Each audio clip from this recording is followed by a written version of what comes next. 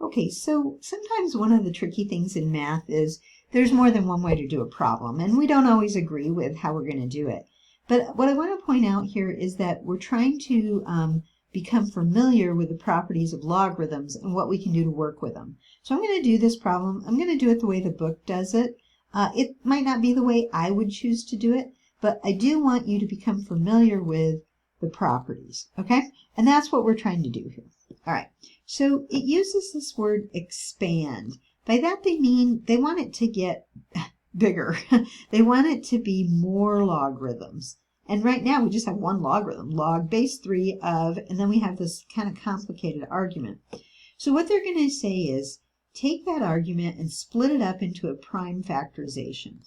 So we can do that, log base 3 of, and then 30 winds up being 2 times 3 times 5 times the x times, and then you have that binomial, 3x plus 4, which you can't do anything with that binomial. It's just 3x plus 4.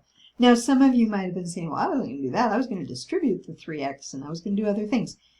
Okay, but we just didn't, okay? It's not that that would have been wrong. It's just not what we were going to do for this one. Not what I'm choosing to do, okay?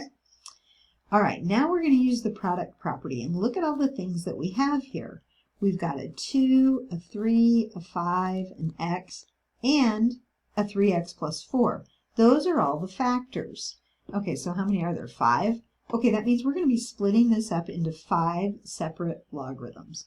We're going to have log base 3 of 2 plus log base 3 of 3 plus log base 3 of 5. So I'm taking each factor now and I'm giving it its own logarithm, and we're adding these together.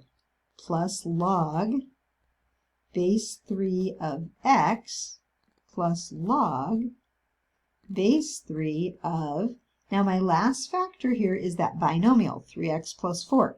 By the way, you can't split that up, okay? It's not multiplication here. Okay, so that one's done. And you might be thinking, oh, well, it's 3 times x and then plus the 4. Sorry, the plus 4 keeps us from doing any more with that.